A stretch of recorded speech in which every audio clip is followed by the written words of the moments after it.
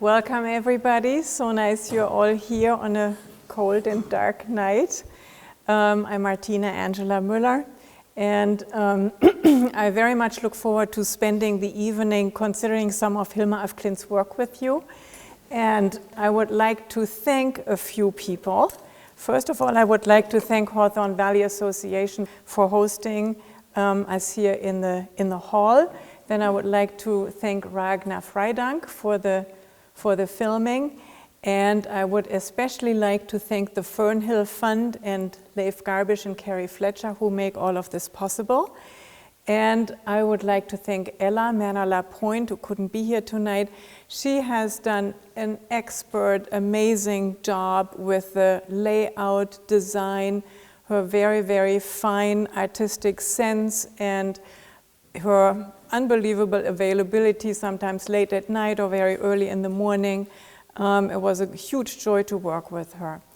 And I would like to also thank David Adams, who also wrote something for the book, and who also was an integral part of bringing the work here to this area. And then I would like to thank Helena, my wonderful colleague, that we did all this work together. And her painting that she painted for the exhibit at Light Forms almost 4 years ago is here today. And it's also available for purchase. If anybody's interested, speak to Helena. And I want to thank her particularly for having the brilliant idea of inviting botanical artists to paint all these many, many little wonderful miniature paintings. And some of them are here today, which is a great celebration. So thank you very much. Also to the botanical artists for creating this so quickly and expertly.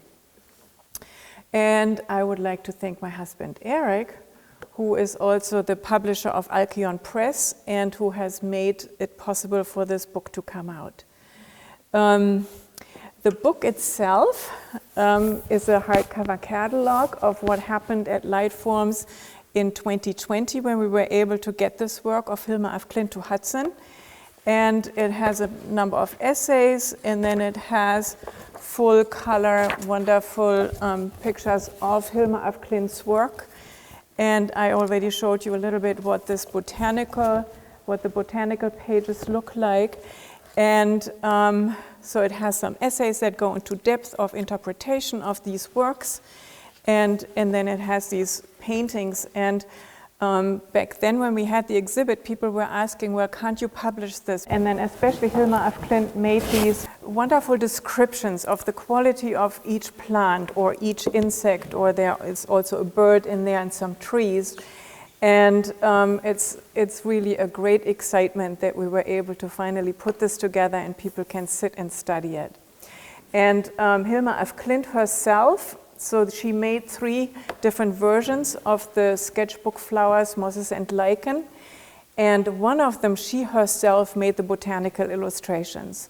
And that particular work resides now at the Museum of Modern Art in New York. And they purchased it, I want to say maybe 1.5 years or 2 years ago, from a private collector in Dornach in Switzerland.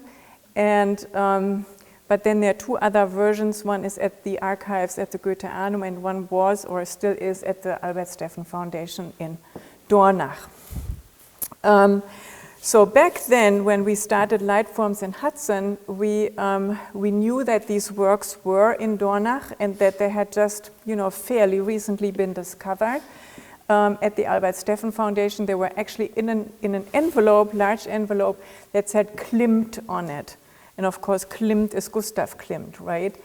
And then somebody, opened it, and then with Hilma af Klint, then really gaining world fame. Truly, it was then discovered that these paintings were there, and how did they get there? And so she had actually given them to the Goethe-Anum, to Rudolf Steiner, and then of course Albert Steffen was the general secretary of the Anthroposophical Society after Steiner passed away, And so that's how these works ended up at the Albert Steffen Foundation and were in complete obscurity there for decades, many decades.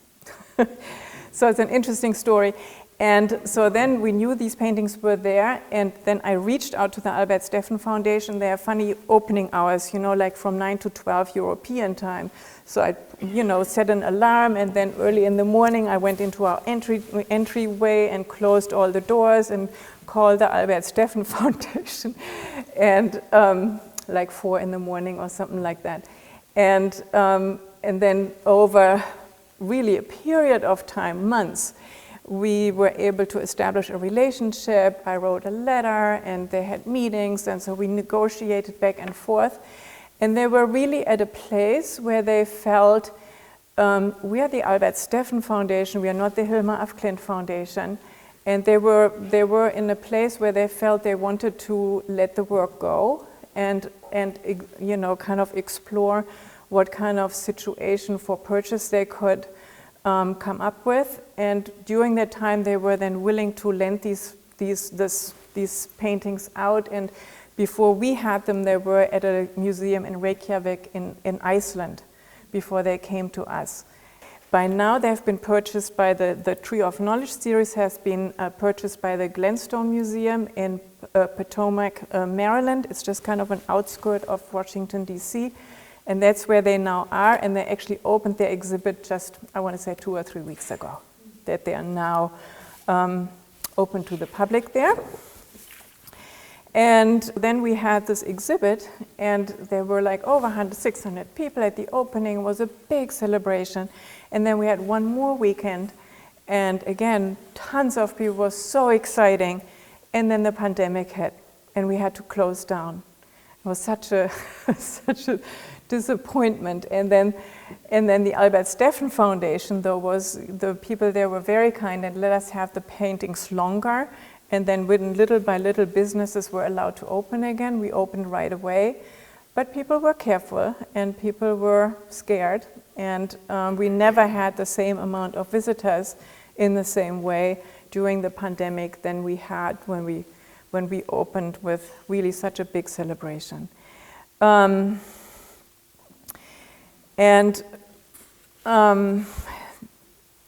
that time, there was a German art historian. Her name is Julia Voss. And she wrote this book about Hilma af Klint in German. And so I was able to get a copy, and it came out in 2020, and start reading about it, and reading about Hilma af Klint. And now this has been out in English for just a little over a year, I think October 2022.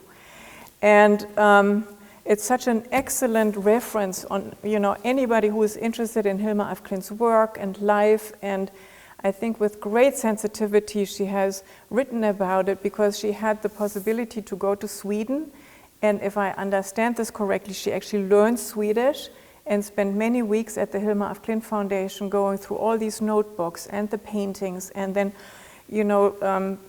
creating these timelines of when these different things happened and so on. And it really gives us such a great insight into the life of Hilma af Klint and the time and her family and the wars, and we reference some of that also in here.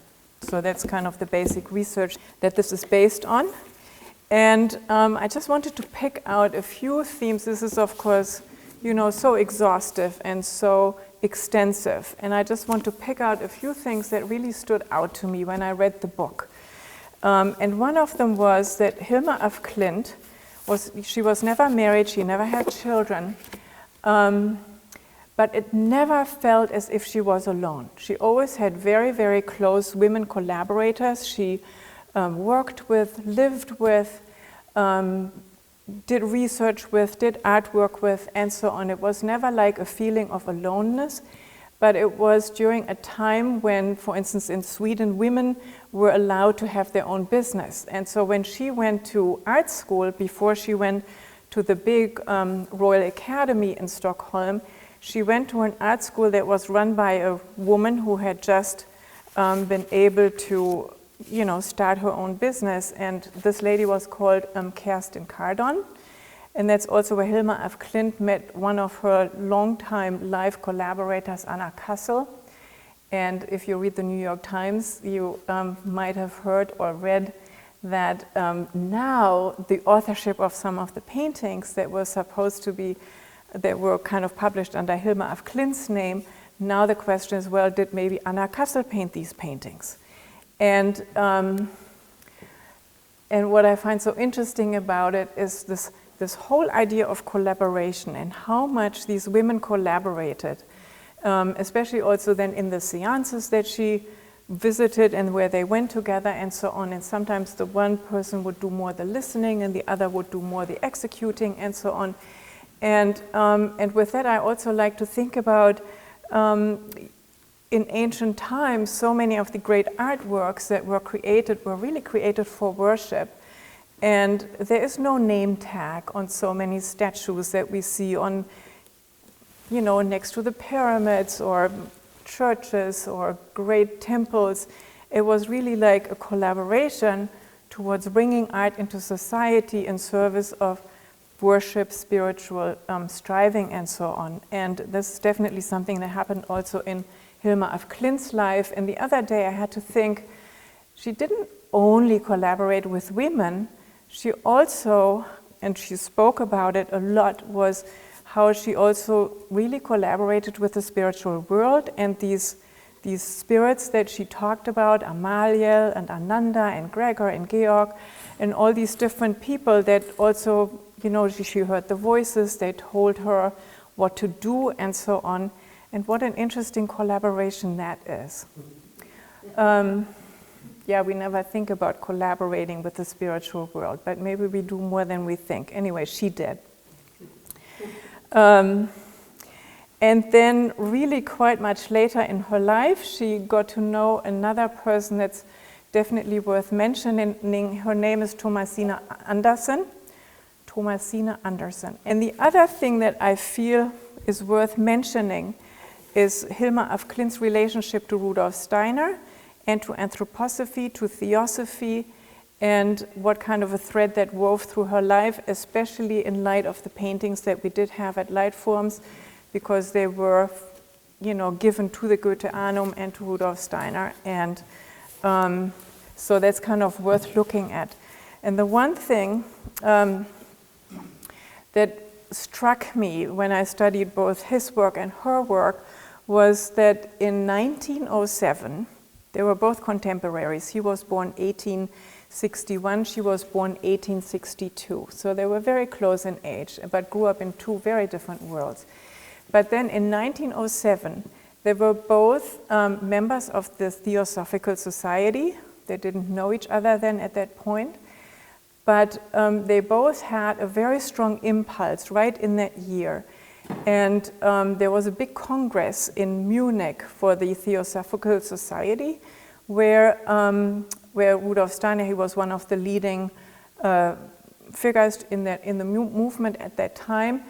And he had the feeling it would be so necessary to add to all the lectures, to all the writing, and all really the very word-based work with theosophy and the spiritual content that was being considered and, you know, talked about and worked on, to add an artistic component, because it would just create a very, very richer and much wider experience.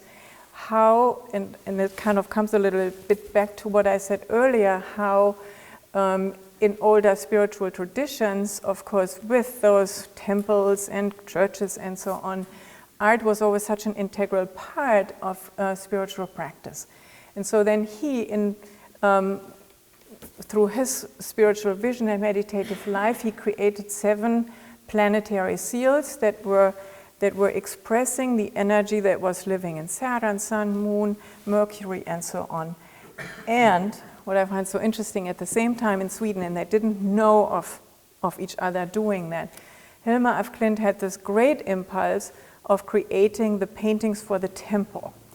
And over the course of many years, she completed, I think, 196, or I think that's kind of the number, paintings for the temple.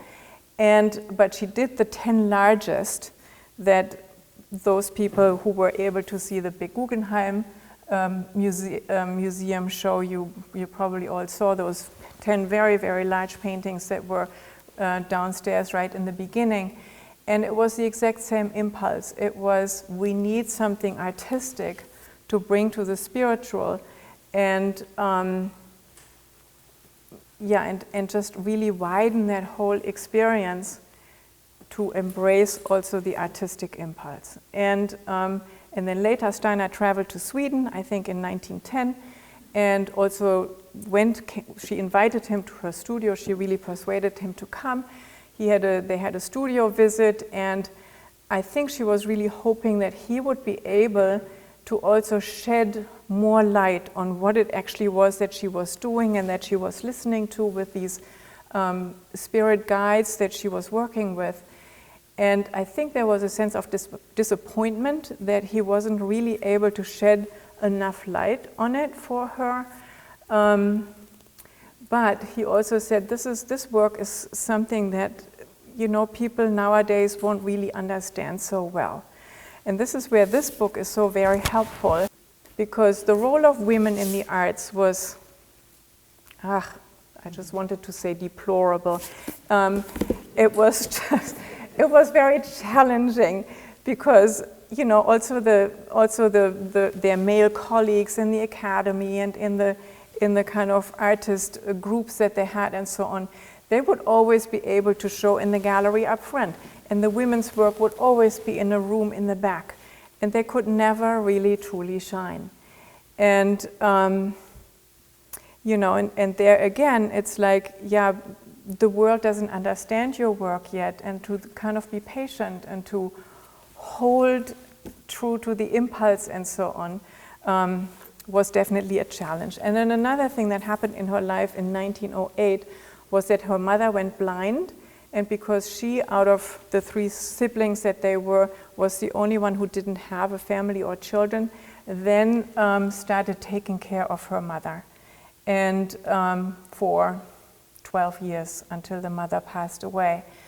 And then she also gave up that fantastic studio where she worked with Anna Kassel on the 10 largest paintings and so on. And so all that kind of came together during that time, and then also with Steiner's visit. And then the paintings, the Tree of Knowledge paintings, are of course way smaller than the 10 largest. They were like, I want to say maybe this big. And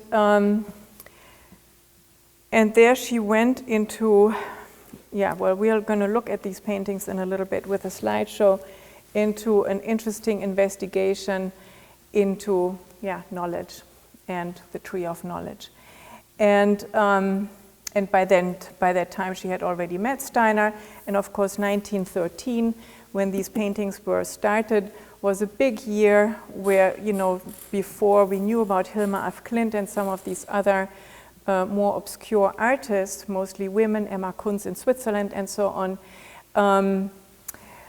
was the time that officially abstract art started with Kandinsky, with Malevich, with Piet Mondrian, and just in that same year, these paintings were created, and over 2 years, between 13 and 15. And then later, in 1919, she started the work on flowers, mosses, and lichen, the other work that we had at Lightforms. And it was right after the First World War. The world was really in ruins. And also here in the book, there are several quotes of how she then felt so drawn towards what can we learn from nature, what can we learn from the plant world, how can we also what's similar of the plants to what we also carry within ourselves. And nature as a path towards knowledge, different from listening to the spirits telling her what to paint, and then to really consider nature as such a teacher towards that deep wisdom that lives in the plant world. And at the same time, she was also, I think, inwardly preparing towards a trip of going to Switzerland, going to Dornach, where Rudolf Steiner was working and where he and his collaborators were building a temple, you know, something that she was really also envisioning really for the majority of her lifetime. And she created something so amazing. She created a museum in a suitcase. And she had a professional company come and take black and white pictures of her work, but they were black and white pictures. And then she made tiny, wonderful little paintings of each one of those paintings, so that people could not only see the black and white picture, but they could then also see, well, what would it look like in color? And I think there was great excitement with her and Thomasina Anderson. They were collaborating on this, and really they created 6 big blue books filled with these pictures and then her little paintings to illustrate what it would look like in color and to present it to Rudolf Steiner and the other anthroposophists, and would they possibly understand what she was doing and have a sense for it? Could she find like-minded people there? And then in 1920, her mother passed away, and then she was able to travel. And both she and Thomasina, they traveled together 9 times to Dornach between 2020 and 2029. And she did present these works to Steiner, her museum, and in the suitcase. And there again, he said, you know, this is kind of, the times are not ready for this, and maybe 20 years, maybe 50 years. And we saw that it took really until 2018-19 until this work really was considered by so many people all around the globe as something that was worth spending time with and taking seriously and so on. So we can now, I think, go into looking at the slideshow. So as you see down on the print, this is one of the 10 largest, number 1, and it was painted 1907, and it has a certain amount of geometry and interesting lettering and so on. What I want to point to is maybe the blue and the yellow. She gave them she attributed blue to the female and yellow to the male force, and that will come up in the other paintings later. Next slide. And then this is also created, this was what Rudolf Steiner created as the design for the planetary seals. This is Mercury. This particular rendition was made by one of our good friends, Michael Howard, and this was made for the Congress of the Theosophical Society that I talked about earlier. I just wanted to put these two next to each other so that you can see what they were both attempting at that time. Okay, and so now we are moving on to the Tree of Knowledge. These were the paintings that we had at Lightforms. There are 8 of them in the series. She made 2 series, and one of them has 5 paintings. That is with the Hilma of Klint Foundation, and that is also what they showed at the Guggenheim.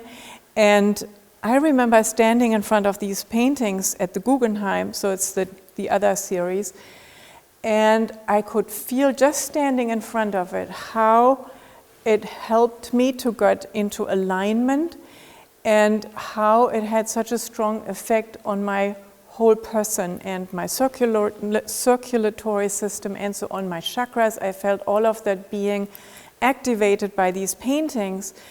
And already then I thought, these are not pretty paintings that somebody made. These are like teaching tools. They're teaching us something.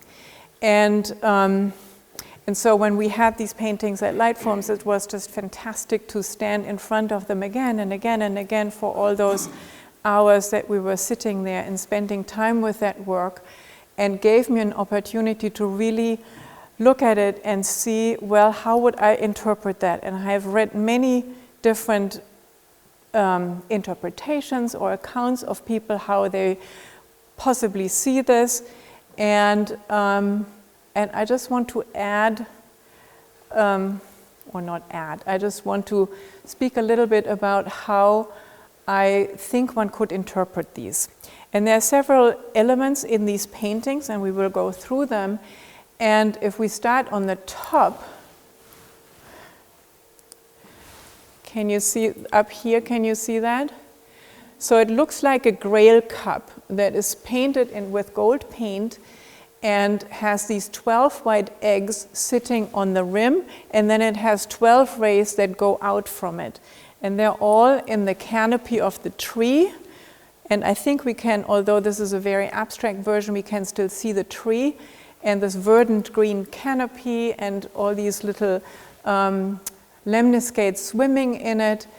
And then what's interesting is this bird theme. And so right here is a dove that looks very much like a depiction of a dove that we know from Christianity, from Jesus' baptism in the Jordan, and so on. And then we have these two, the white and the black bird, and we encounter them throughout the series again and again.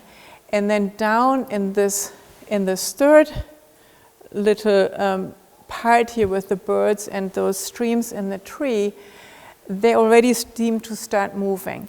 And then down below we have something that looks very much like the earth and the tree rooted in the earth, and but not like regular roots, but these wonderful divisions into the fourness of it. And I always felt it felt a little bit like the base chakra out of which we do our spiritual striving. And then here is this wonderful heart shape that's kind of this open pattern heart, and out of it comes the yellow stream and the blue stream, the female and the male within us. And you know, Hilma of Klint, also according to Julia Voss's research, had a very fluid interpretation of gender and herself as woman, or also a more male part of herself, and so on, and felt very strongly that throughout evolution, if we are able to bring the male and the female within us into harmony, that is when we are going to reach a particularly enlightened stage of existence. And so we have this yellow and the blue stream winding itself through the canopy, and they're at wonderful harmony and rest. And now let's have the next picture. And so these pictures, they come in pairs, and this is the second one of the first pair. And you can see the whole composition is still very similar. Yeah, the canopy looks similar, the down below, this whole earth ground looks similar, although this is already turning black. On the whole, the colorfulness is not as bright and strong anymore. It feels as if a weather is coming on or something. And then you can see how these two birds start a descent that comes out of a spiral, and they seem to be headed down towards the trunk of the tree and then further down. And it is called the Tree of Knowledge series, of course, this particular cycle. And so then you think, well, maybe this is a depiction of the fall from paradise. And yeah, let's see the next slide. And there you can see the birds. So they have fallen down to the bottom of the tree. And when you look at the book, you can look more closely. They look very distressed. Their eyes are very large and they're red. So this happy, life in the tree, that in the canopy of the tree, has come to an end. They are now at the very bottom of the tree, and one could think, well, it's a little bit like a picture of being cast out of paradise. And as we all know, being cast out of paradise offers us a fantastic opportunity for self-development, and of course the movement back towards harmony and with nature and within ourselves. And And then here, what I find so interesting is the Grail cup has kind of come down. It's not up there anymore. And the rays that come out of it, 6 of them go up and 6 of them go down. And it's a little bit as if they're like a comforting message to the birds that are down below, and a little bit like this blessing that is coming down. The spiritual world is still there, but you are now in the earth and you now really have to do the work. And what's striking about it is that these rays, they come out of the Grail cup and then they fall into these lotus flower wonderful formations that also remind me at least a little bit of a menorah. And so we have the lotus flower as being one of the Buddhist symbols of self-development and enlightenment. The lotus flower grows out of the muddy, murky water and then opens itself in these fantastic colors up to the light. And with the menorah, we of course also have everything that comes from Hebrew lore. And then the Grail cup and the heart, they are congruent. And there's an interesting part in Steiner's knowledge of higher worlds where he speaks about the etheric center that is first up here. When we go through stages of self-development, then slowly moves down and becomes congruent with the heart chakra, and then a particular stage of enlightenment is reached. And so that kind of made me think of that. And then you can see these helixing patterns that run through the roots and then up on the side of the tree as, yes, upward mobility is possible. Let's see the next slide. Again, very similar composition. The colors have changed through the introduction of the pink and the rays here. It becomes much more life-affirming, promising. The yellow and the blue on both the side of the trunk, that is actually in reverse order from it was in the previous painting. And then what's striking here, the birds don't look so terrified anymore, and behind them you can see this white cross that is coming more into focus. In the previous painting it was barely visible, and this white cross looks very similar to the white cross that Hilma of Klint and her group of women that was called the Five had on this altar that they were working in front of in their spiritual practices. Next slide. So this is the painting number 5, and we are back with the composition that we had in the beginning. The canopy is up here. This whole earth part now looks very different, and those vibrant colors again of the blue and yellow composition, and then the heart is still here. What's particularly striking is the birds are not desperate anymore. They don't have red eyes anymore, and they're making this gesture around or inside an egg where they're holding this white cross with each one of them has a blue wing and a yellow wing, and so they're holding this egg, and this is the last time we actually see these birds in the series. And what is this egg? And the egg, the eggs, we have seen the eggs before on the rim of that Grail cup. And then I did some digging into the Secret Doctrine and Isis Unveiled by Blavatsky. And she talks about how also in ancient Greece, people were thinking of the human being in the beginning. It didn't need arms and legs and so on, and how the human being was really like an egg shape or a round shape. Or then you think of Fra Angelico, for instance. He painted what is it called? The Transfiguration of the Christ in the chapel in San Marco in Florence, and the Christ has this incredible egg shape, this aura around him. And somehow this always makes me wonder about this egg shape and this aura shape, and now these birds hold this aura. One more thing that's interesting that is letting the symmetry that we have gotten so used to in these paintings is a little bit something else is happening. There is this four-parted flower is moving down on that pink stream, and it's moving towards this place right here, as we will see in the next painting. There is a silver paint and a gold paint on the side of the trunk, and the trunk by now looks very little like a tree. Let's move on.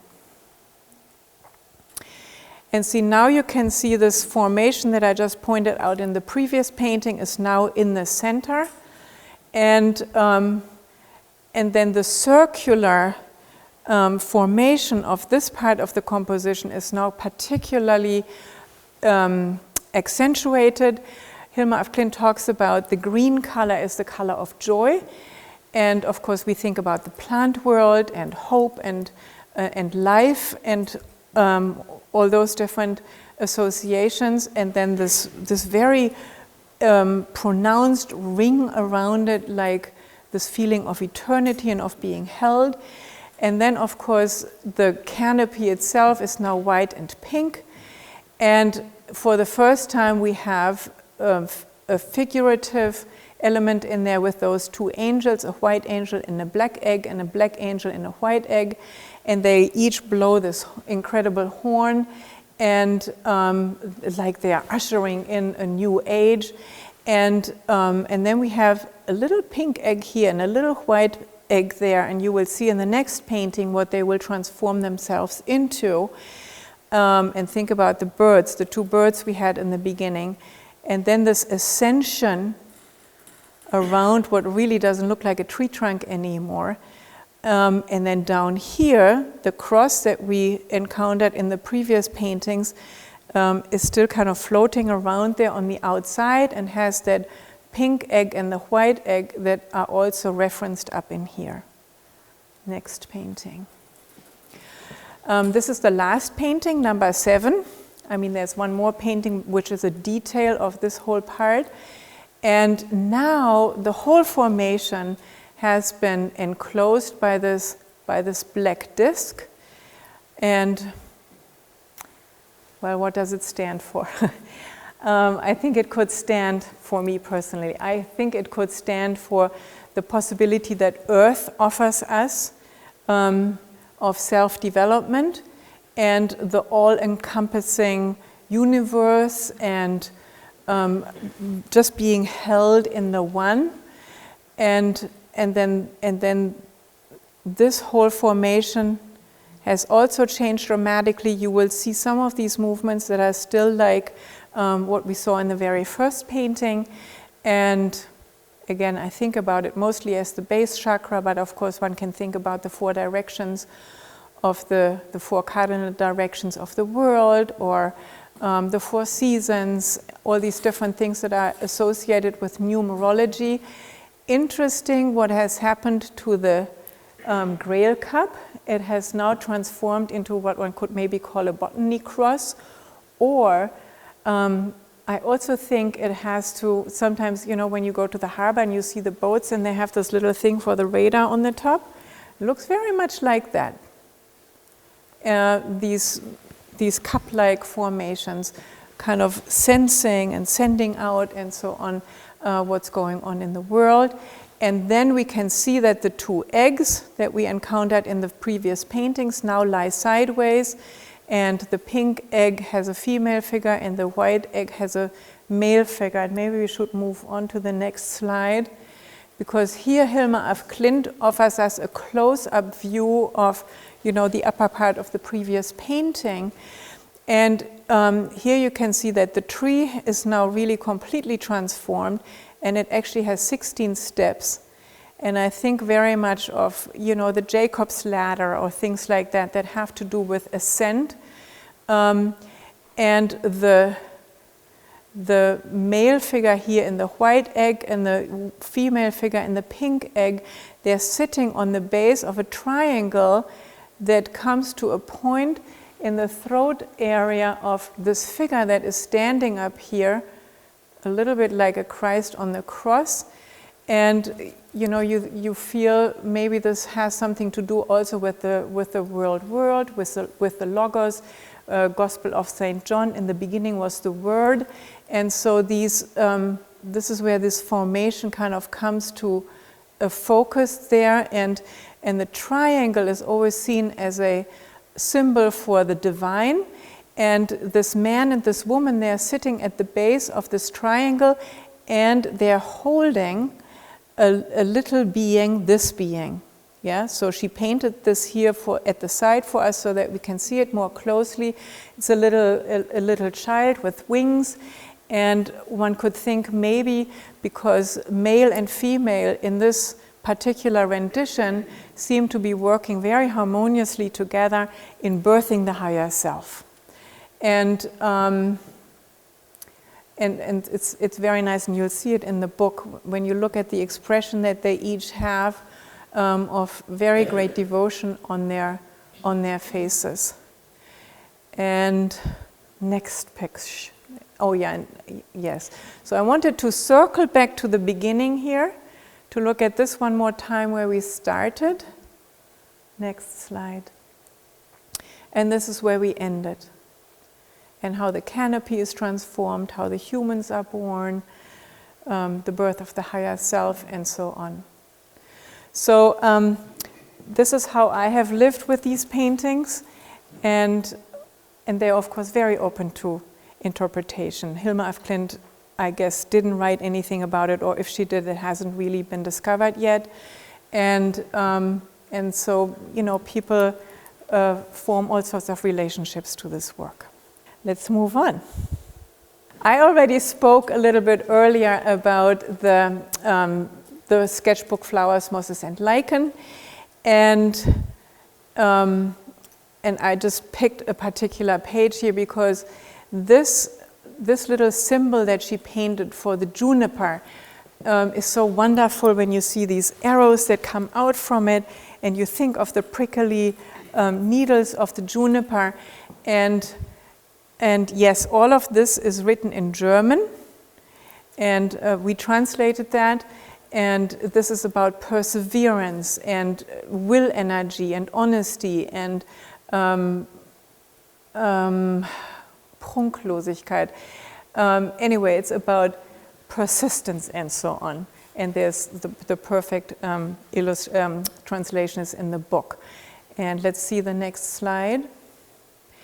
And then the botanical artist, picked up on that, and you can see these prickly needles of the plant, how they're also reflected in the arrows that Hilma af Klint chose to depict the force field of the plant with. Next slide. This one is iris. And it has to do with longing for holiness, devotion for thought, the force of thought, and so on. The reason why I picked this page is because this is the rose down here, and she talked about how with the rose one can think about a spiraling form. If it goes up, it discovers new thoughts, and if it spirals down, it discovers new feelings. Next slide, please. And then Maud White made these incredible white paper cuts, and here you can see the rose, and then that relates to this part over here.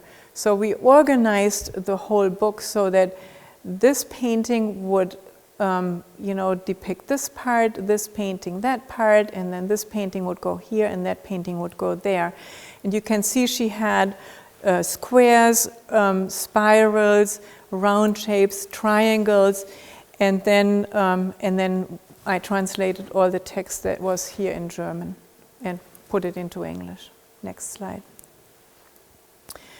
I picked this one. It's about insects.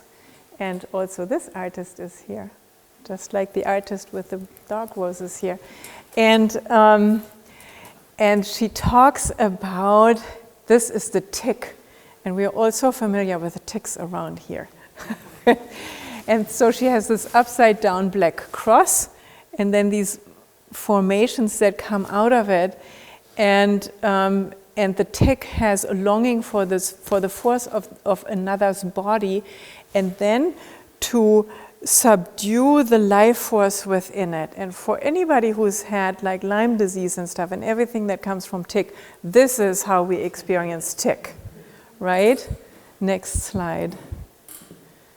And here you can see the wonderful depiction of the tick by Anna Powell and how that relates to this. Next slide. This is the last one that I'm going to show today. This is the sunflower, Helianthus. Love is the greatest of all, and through love emanates the force to overcome our forgetting of the divine. And next slide, please. Yes, and this is this wonderful illustration by Helen Dealtree. And what an incredible depiction of the sunflower in all these little dots in the circle, and then this incredible center. And yes, and love is the greatest of all. Well, here we are. Thank you so much.